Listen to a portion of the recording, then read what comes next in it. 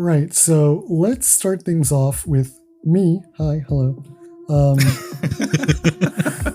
hi. Hi, everybody. So Did on we September... all collectively smoke a joint? Like, what is happening?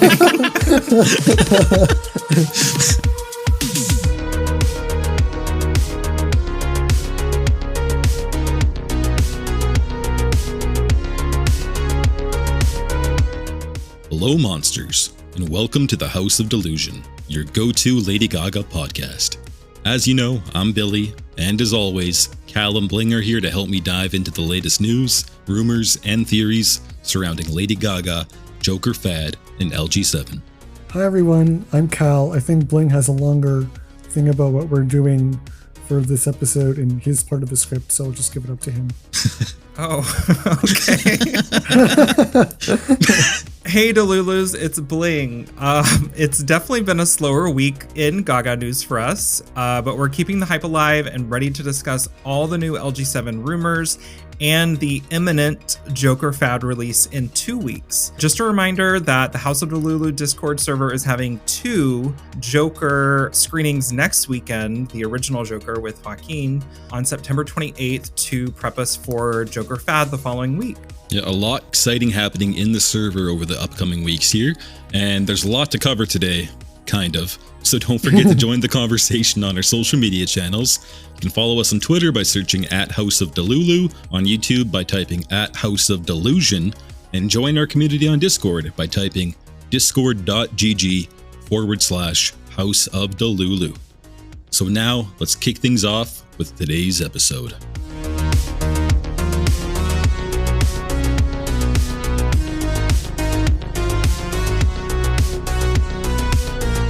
Right, so let's start things off with me. Hi, hello. Hi. Hi, everybody. So Did on we September... all collectively smoke a joint? Like, what is happening? Well, we have who's it's what's your name? Bling alluded to. Oh my god. I missed that. What? What? I forgot Bling's name. Oh, it happens. Let's go back to the 8th of September, which was a little bit ago at this point, but we don't have a whole lot to talk about today. So on September 8th, Joker Folie won Best Soundtrack at the Venice Film Festival. Congrats Good for to her. you. Yeah, good for H-A. I don't really know if it's been doing very well in other stuff besides that, but we'll take what wins we can get. Well, it's mysterious, right? Because they revealed obviously the cover of the soundtrack and then a blurred out track list. Mm-hmm. So we don't really know what to expect, but there was a rumored track list, and I believe it featured, I don't know, like 3, maybe 4 Gaga dominant songs, and some duets and stuff like that. But I don't know. The thing in my head was like, what other soundtracks were nominated? I mean, not to drag Joker, but I didn't realize there was an award ceremony like at the festival. I don't know. Ignore me. Yeah. I didn't know that, actually. I mean, I think I knew that there's like a sort of like preliminary, like this is what the people here liked kind of awards that goes on there, but it doesn't really have, I don't think it has that much import on like actual award ceremonies later on, but I'm not in that world. I don't even watch movies normally, so ignore everything I'm saying. But the next day, September the 9th, the ever infamous Babylon Hooker, I believe this is a screen cap from Gaga Daily, if I know my forums correctly. They have some rumored tea that they said in a post on that website. So it goes as follows. They say, so 2 weeks ago, a source from Apple told me, Babylon Hooker, that there are 2 artists that have their music video shot on iPhone 16. They didn't say who exactly. Now it's The Weeknd, not the actual time, but like the artist, The Weeknd, Abel Tesfaye. And quote, I just got another tea that Gaga also has a music video deal with Apple. The 2 songs that are rumored are the letter A and the letters SH, so 2 abbreviations or initialisms. Mm. And then quote, the iPhone shot music video might be the lead or the second single. So what do we think of this sort of random tea spill possibly? Battle for your tea, Babylon. Battle for your tea, sip a lot. I don't know. Syphilis? Oh my God. For Christ's sake, Billy. What's 2 + 2? Gonorrhea. We have to keep in mind that Babylon Hooker's kind of been a little messy. Touch and go, yeah. In addition to Certainty not coming correct in the Chromatica era, in the beginning of August, they came in and Gaga Daily and saying, like, the album's not coming, and then, like, 3 weeks later, they're saying the lead release is imminent. So it's just kind of entertainment at this point. But I mean, I would definitely believe Gaga would partner with Apple again. Let's hope it's better than the Stupid Love music video. I want your stupid love. But I think what's interesting is the song abbreviation. So A, which I'm assuming is abracadabra, and then SH, which it's been this ongoing joke that I thought a song would be called Satan's Whore. So maybe it's called Satan's Hooker. I was thinking like Stupid Hoe. I mean, I was literally thinking stupid Hov with H instead of L. Stupid Huff? Yes. Oh Stupid God. HOV lane. Yes. Oh my God. Pink Friday is in stores tomorrow. Give it up for Pink Friday, you guys! But if we're talking about abbreviations here, like, we know Abracadabra, we know Notorious Being, which, I don't know, I don't think that's the song title. Dance in the Shadow or Shadow of the Night, Girlfriend / Garden of Eden. So this would be a different abbreviation if it is true, or a different song we don't know. Yeah, I mean, I guess we know it's stupid Hov, so there you go. You're a stupid huff. You're a stupid huff. I never found you funny. I never found you entertaining. I never found you smart. I just found you annoying. So, September 10th. September 10th had two things of note happen. The first was the presidential debate between Trump and Harris. Not that we're really going to get into that particularly on this podcast, but right afterwards, Taylor Swift endorsed Kamala Harris. And then after Taylor Swift endorsed Kamala Harris, on I think it was Instagram, Gaga liked Taylor's post. Right, so there's a couple steps to get to how it's actually relevant for the podcast. But I guess we can discuss like Gaga's reluctance to speak politically recently compared to earlier in her career, and especially the 2016 election. I feel it's more or less probably to do with Warner Bros. Contract with her and Joker Fad. Yes. I feel like they most likely don't want her to speak up just to alienate some of the audience, say that right. We know how the discourse is with political sides in the US. I mean, I'm not American, but you see it all over the news, people arguing both sides and fighting and this division. So I feel that they wanted her to avoid that. Yeah, and there's specific issues going on right now that I particularly feel like you can't win. It's like if you say you support this, then you're labeled as this. If you support this other side, then you're labeled as this. And again, I don't want to get too political, but focusing back to Gaga, I definitely agree with Billy that it is maybe a combo thing from both Interscope and Warner Brothers, just saying like, hey, you're prepping for this huge comeback. Like now is not the time. And I feel Gaga, even without this, we know who she's supporting. She's made it very clear, but it was a very Hey Girl moment, them supporting or her supporting Taylor. So yeah. And the other thing that happened on that day was, I guess, the gay intern at YouTube Music. So they posted something. Is this a Twitter screenshot? I don't know. I don't use that site. Yeah, it looks like Twitter. Because I have mental health, so I don't use Twitter. Anyway, they twat something, saying they're manifesting a new drop from your fave artist. And then some other person retwat and said, Lady Gaga drops in October. And so the gay intern said, oh, it's Gaga-tober. And so here at the House of Delulu, we have to say, oh, that means YouTube is confirming that LG7 is coming in October, even though someone was probably just fired for that. But, you know, what do you guys think? Well, for context, the last time we mentioned YouTube Music was within the 2-week period that we had all those copyright takedowns and other people were coming forward. And then the following week, Gaga revealed the LG7 first single release month. That's so hard for me to say. But basically, YouTube Music that week said, at Lady Gaga, you don't understand, we need LG7.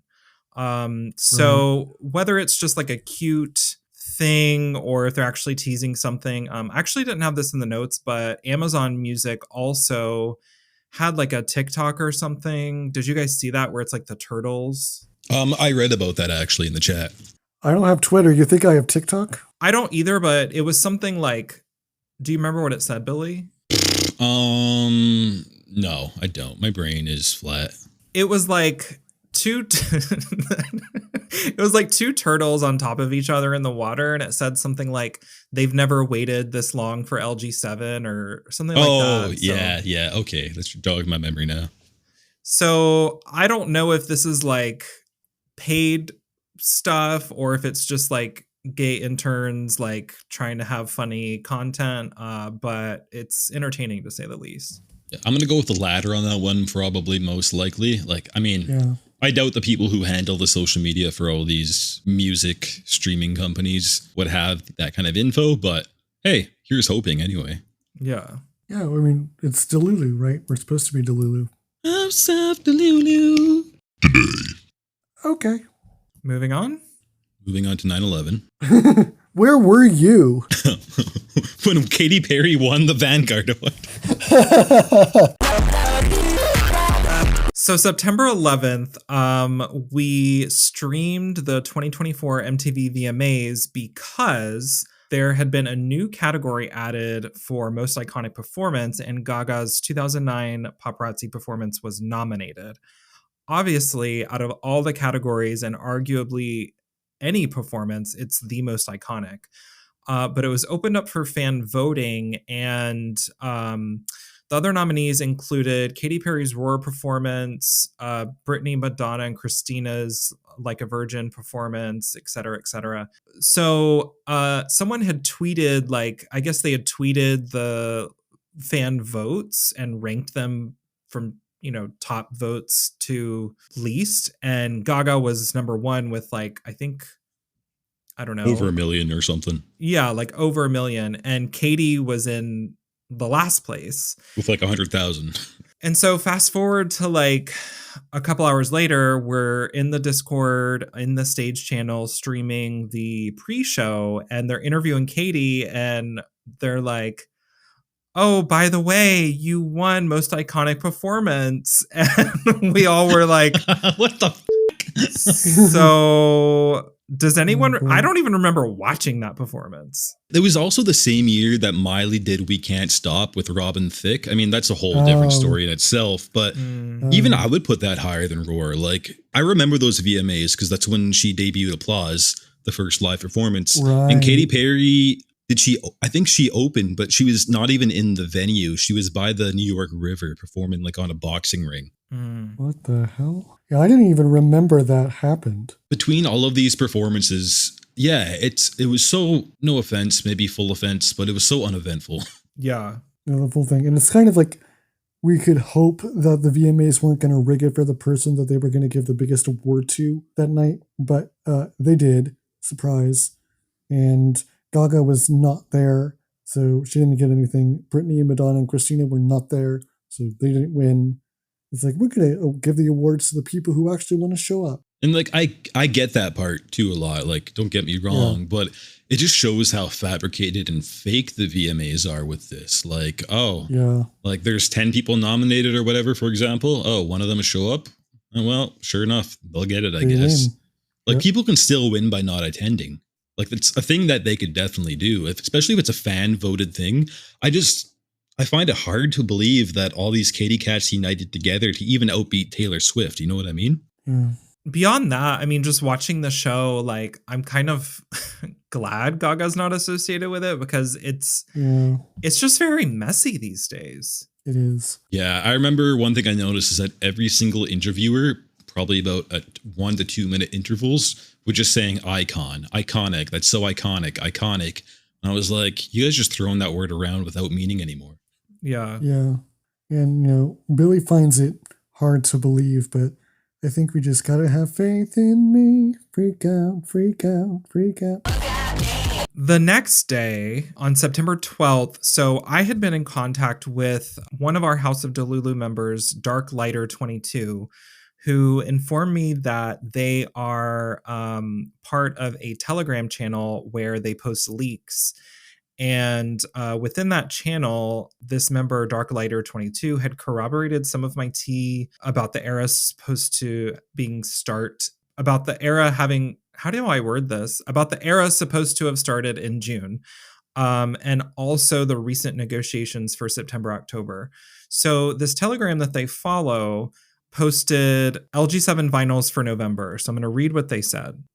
I was able to track the user who runs that Telegram channel, and I DM'd him on Twitter to get a little more info. It was a record store in France who placed an order several weeks ago, and they were told to expect delivery in November. He also believes the vinyl must be in production at the moment. So for context, earlier this month on September 3rd, he sent me a screenshot from the Telegram, and it's translated from French, but I ran it by our member Ultimisha, who made sure that the translation was correct. And it says, Vinyl Shop November, LG7 vinyl release date, which is followed by Gaga's LG7 album release month memo that she posted with the Joker stuff. And then underneath that, it says, it matches well, no big rivalry in terms of musical... I'm old. I can't see. Releases. No big rivalry in terms of musical releases when LG7 is released. So I'm going to say the standard, like, take this with a grain of salt, but I do find it interesting that we had all this information about the album being submitted to distributors, and not only from my source, but from other places as well. And now we're having this record store information saying that they were told they're going to be receiving something in November. Could they be getting it confused with something else? Maybe like a Joker thing? Absolutely. But I feel like it's worth discussing. Yeah. What do you guys think? Let me go off the deep end here for a minute. So sometimes it's common that vinyls don't come out until maybe a few weeks, or, I mean, in the case of COVID, a few months until after the release of an album. Sometimes they don't get ahead of the game, have enough, whatever, various reasons. What if it's still a surprise release in October for the full album, and then the vinyls are just coming a few weeks later, like being delivered? I mean, that's what I'm on board for, because recently The Weeknd put his album up for pre-order, and someone posted a screenshot. Sorry, I had to like fight off my cat for a second. Someone had posted a screenshot saying that when you order the vinyl, it says something like will be shipped within the next 6 months or something weird. So I feel like Gaga's camp could do something similar. Yeah, because I said this on a earlier podcast episode, but when I ordered my Chromatica vinyl, say whatever, March of 2020, the album came out, end of May, and I actually didn't get it until end of July, I believe, of that year. And I know COVID has a big play in that too, with whatever, a factory shutting down and stuff, but we've seen similar things in recent releases with other artists. I'd have to go back and look at what those are exactly, but I do remember those happening. What does Cal think? What does Cal think? I would like to see it. I mean, that's what I always say. Rephrase it. The Vogue article killed me. How about that? The Vogue article killed me when they said February. And so, I mean, I'll admit that I lost a lot of the Delulu that was in me when I saw that, even though Bling can, go on forever about why there's a million reasons to believe that it's coming earlier than February. I mean, I took that as a gut punch. And so even though there's this cool possible little trinket about it being in October or November, just like I have been for the past episode or two. I'm just like, I'd like to see it. I mean, I would like to see Vogue proven wrong. I really would. You still have time, because I was in the same boat as you for the first couple days after that Vogue article. And then as I was talking to Bling and other people and stuff, I was like, yeah, it seems too weird. Everything just seems too weird here. So yeah, I've kind of moved on to October, November truther now. Yay. I'm the truther I'm just going to put this down and come back when it's out, so I don't get more angry or disappointed or whatever than I felt on that particular day. It's not very House of Delusion of you. I know it's really not. And you saw Ganji had his meltdown. Hi Ganji, free shout out. Free shout out. I melted down even more than he did. I just didn't say anything. You were like that white lady gift from Desperate Housewives, throwing her all over the room. No, I was like the one lady from it's the one that Bling saw live about they don't. Oh, the Christian lady? Yes, her. It was like that level of meltdown. So moving on to September 15th, River from Gaga Daily. Hi, River. The note I have is spills tea / trolls parentheses question mark. Mainly because River is known for trolling, but they did date like a day or two before we got the LG7 month single. I can't even say that. Single month. Switch the words around. Days before we got the LG7 first single release month, they had teased something on Gaga Daily in conjunction with the new site layout. But I think we all know that mods on Gaga Daily do have some kind of tip-off or information. So basically what River said on September 15th was, number one, we didn't hear the lead yet. It's not one of the 3 snippets or the leaked songs. Number 2, October 14th. Now, I want to point out that October 14th is a Monday.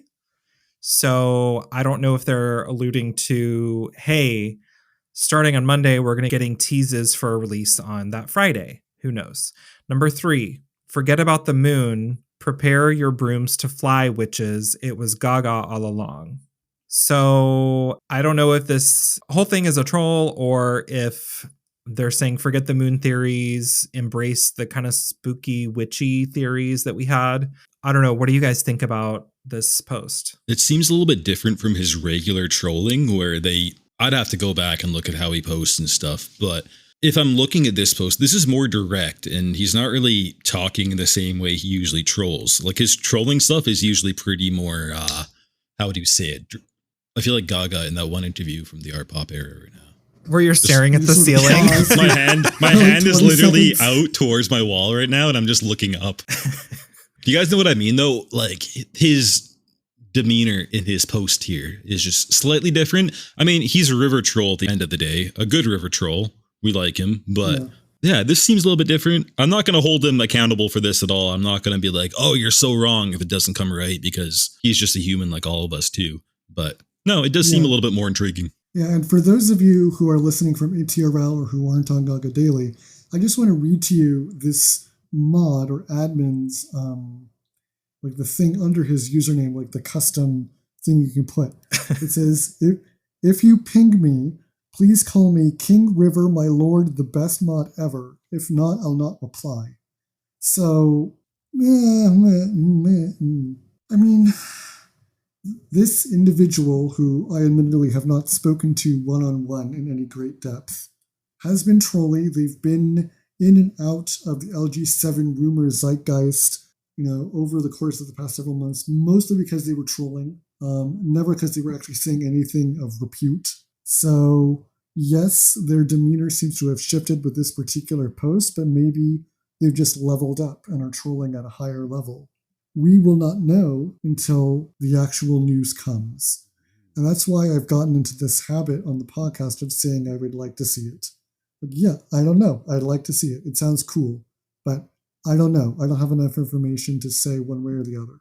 Yeah, I mean, I do have to say that I've spoken with River at length in DMs, mainly just to make sure we're squared away with, the Discord being advertised on Gaga Daily and stuff like that.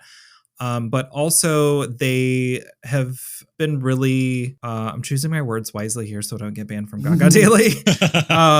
They've been really kind, and they are, like you said, just a normal person. And I don't know, I know that they did get some words from other mods for their trolling. So they, all the mods swear up and down that they aren't in contact with Bobby's team. Party Sick has said, none of us have asked about LG7. And I don't buy any of it. I know for a fact, well, I can't say that. But there are just certain. You believe for a fact. Well, no, I mean, I do know some things, but like, I don't want to say anything, but they definitely know something. And, I feel like this late in the game, it would be incredibly cruel for them to be trolling, but, let's move on. I'm Batman. You're Batman.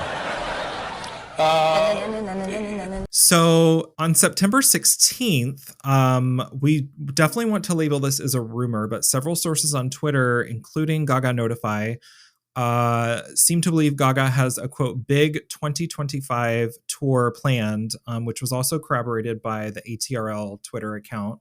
So they're quoted as saying, according to an insider who correctly predicted all of the details of Adele's residency in Munich, Live Nation is planning the biggest tour of Lady Gaga's career for 2025. Negotiations with major stadiums have already begun, and they want something monumental, around 50 dates worldwide. The Chromatica Ball was just a test run for what Gaga truly wants to achieve in terms of global shows. So I had received information, and even way before, back in like January, there was rumors about a tour beginning in December. So we already knew that something was brewing, and I think I remember this Adele residency insider situation from earlier this year. So I'm definitely interested to see how this plays out, but it would line up with LG7 being released, obviously. So what do you guys think about this, and particularly about it being like twice as many dates as the Chromatica Ball? Well, I was looking at the rumored dates and the rumored venues, and she's going to more than just Vancouver and Toronto and Canada, according to that rumor. So, and I think one of the dates was Edmonton, which is in Alberta, right, Canada. And she's been there before for Art Pop. I think that was the last time she went there. But it'd be amazing because, I mean, hey, the middle of Canada isn't that populated, but at the same time, we still have to pay like $1,000 to get to either Vancouver or Toronto from here. So, hey, if I can drive to the concert, that's a win for me. I definitely think from her Chromatica Ball interview, from her Chromatica Ball film interviews, and what she said recently in Vogue about doing the tour pain-free and having a resurgence, I definitely think something has shifted, and I really do think she's about to embark on something that we're not expecting. Well, the Nurtec must be working then. Ask your doctor if Nurtec is right for you. With Nurtec ODT, I found relief. And then on September 17th, something exciting in the Gaga world happened. She was spotted leaving Soho House in Malibu once again with a t-shirt that said, "You're listening to blah, blah, blah, blah, radio." At first, I don't believe the members or people understood what that meant, but now it's, I believe, to say you're now listening to Harlequin radio. And it was sparking rumors of a Lee-inspired secret project, as we discussed from the last episode. So I think you guys were kind of more there and present for that situation. Can you guys kind of give the rundown of what happened there? Yeah, so basically paparazzi pictures popped up of Gaga and Michael leaving Soho House in Malibu, which is, I guess, their normal haunt. But she's wearing this oversized t-shirt, as you said, that says you're listening to something radio. The thing that set it off, why I think it's Harlequin, is the beginning. People can't see the image. So basically it's a word. It's this weird font, and it looks like there's almost like a bullet hole in the middle, so you can't really read it. But the beginning looks like an H. There looks like a possible L in the middle. And then when you've seen like the Margot Robbie version of Harlequin, the I typically has an X for the dot. So it looks like it could be Harlequin, but the word kind of in a really weird way.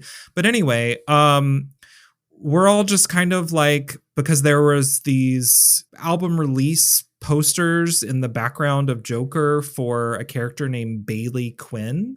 And I think it was just something they made up, but we're all thinking like she's just wearing this oversized t-shirt with her pleaser boots. So it's like this is obviously something. We Googled Harlequin radio. We couldn't find anything. In my Delulu brain, she's signaling something related to Lee. So we're like, is the special project like a Lee album? If she were, a singer and not in the asylum, that's where we're kind of going with this. Actually, too, expanding upon that, the bullet hole you're talking about in the middle could look like a Q as well. Could very loosely, I suppose. Yeah, I'm just looking at the bottom kind of strut out there. That's in the common English Q. Yeah, I mean, I just wanted to say, so I know a good amount of our audience are gay twinks that only listen to pop music and are not listening to other things and don't have context for other things. So, with that in mind, if you ever were to get into metal music, the t-shirts and stuff for the metal concerts, all their bands, the way that the names are stylized, very often for rock or metal or thrash bands, looks like a bramble of thorns, essentially. It's just nigh illegible. Yeah. And the reason why I think we're having trouble reading this word on Gaga's shirt is because it's stylized in a very similar manner to that. It looks more like a metal or rock sort of band shirt with that kind of font on it. And then, like both Bling and Billy have said, there's this bullet hole looking splotch on top of that bramble of thorns looking thing. So that's why we're just saying, we don't know what the word is. Like, yes, we can read, we're educated, right? I think most, if not all of us, have gone to college. It's just that that's the reason behind why we're having trouble with this particular word. Yeah, that makes sense too. Like I listen to some rock, punk, and metal too. Like bands like Pantera, Metallica, System of a Down all have kind of similar stylized logos for the names. Korn. Yeah. Slipknot, Kitty, all that stuff. Children of the Corn. And then on that same day, something else exciting happened. Gaga reached a new peak of 93.8 million monthly listeners on Spotify, surpassing Taylor Swift, becoming the fourth most listened to artist on the platform. So let's celebrate that. Yay. And I mean, as the month continues on, I'm sure she'll keep rising. I know when the rollover happens next month, we'll probably see some decrease, but hopefully LG7 will come around to fix that. We can hope. And then the next day, on September 18th, a Gaga-centric Joker trailer dropped, finally showcasing vocal slayage. I actually just watched that before recording here because I kind of missed that the other day. But wow, I was stunned. That reminded me of the second trailer that dropped in July, but it was more intense in the pacing of it and everything, and the scenes in there. And yeah, it's bringing me back. I'm fully hyped for Joker 2 again. Yay. The question I have is, we've talked about on this podcast, Gaga saying like, oh, I had to unlearn how to sing because my character doesn't know how to sing. And I was like, great, cool. And then this Joker comes along with Gaga belting That's Life in a very trained sort of way. So if that's her idea of not being able to sing, I mean, my drag, right? Jesus. I wonder if it could be something like in her delusional fantasy, she's a...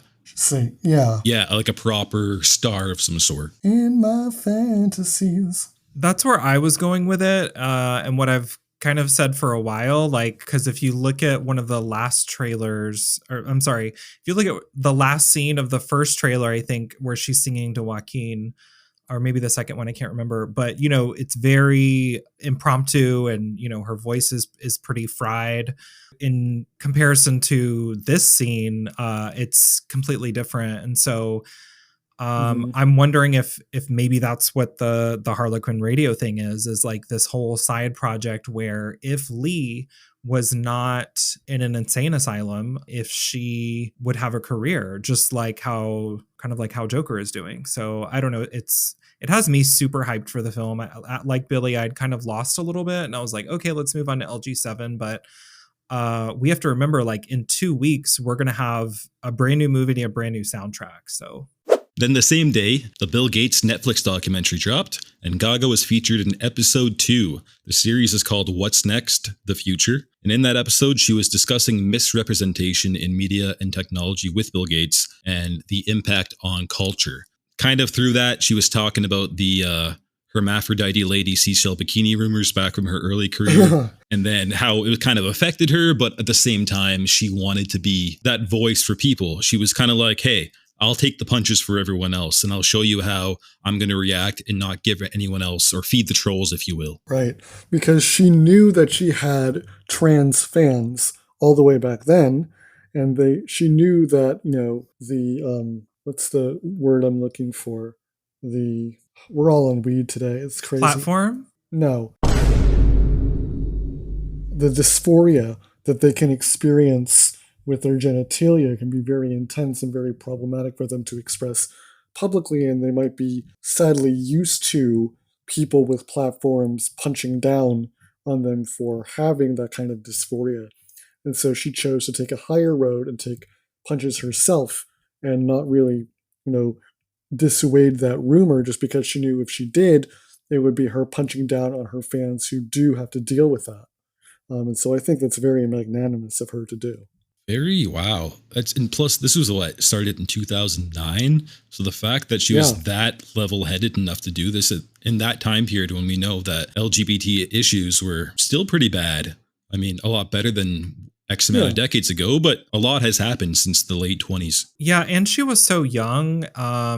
But also, so I pulled up the episode and I just scanned through just to watch her parts. So in addition to that, the parts that aren't online, she talks a lot about how the media misrepresents things and how she used kind of like absurdity she used the system of the media to her advantage. And she kind of talked about that in 5'2", where she talked about putting an absurd spin on things.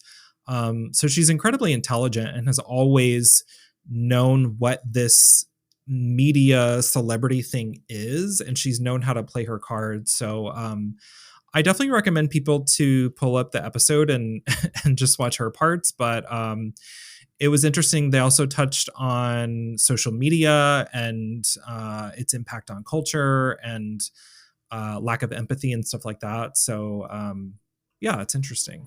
Yeah.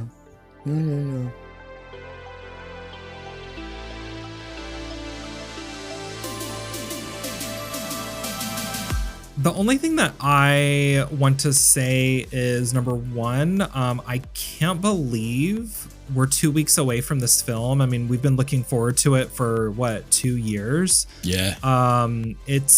I'm so excited, and this is just adding to the Gaga, what is it called? Like alter egos that we've come to know. Our last one was kind of like Patrizia, and this is a brand new thing, brand new music project. We've finally made it. We're allegedly, according to Gaga, 40 days or less from the LG7 first single.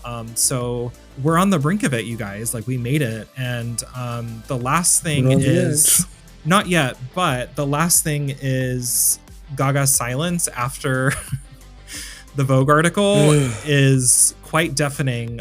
So I've been doing my best to stay distracted with the podcast and planning the awards, and there's a Bling and Connor event this weekend as well. But I don't know. I think we've just reached a point where it's like we have been disappointed by tea and rumors, and we kind of just have to look forward to Joker. And we're almost there.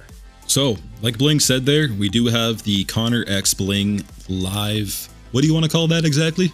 So it's a Bling Connor live event titled LG7 Looking for Evidence. It's live tomorrow, which is going to come after this podcast. Basically, it's going to be recorded, so you can watch it on the House of Delusion YouTube channel if you miss it.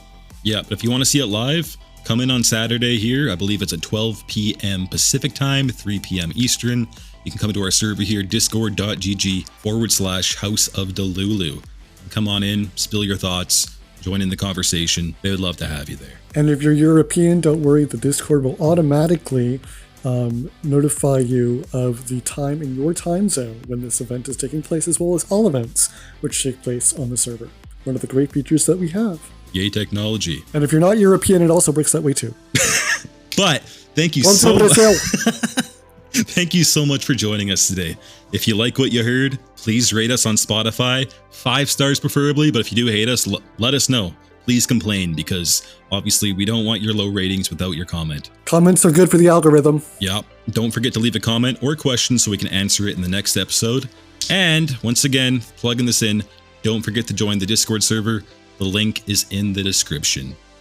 With that being said, we'll see y'all later, and keep staying Delulu. Vote for me in the awards. Bye! Bye, everyone. We'll see you in the next one. Bye, Fats.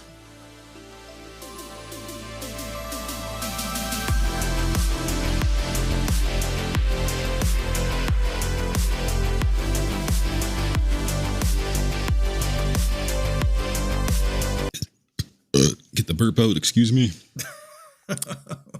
Are you excused? In my own brain, yes. Vote for me for all 8 categories at the House of Delulu Awards. Thank you. You got the biggest platform Please? to announce this on. Please? At least one? Thank you. Remember, I'm your one of your podcast hosts, so Yeah, vote for all 3 of us. If we're in a category, vote for one of us that's on the podcast, because we're milking this platform for all we're worth. yeah, I'll be promoting some here later, probably. Who knows? Yeah, shameless.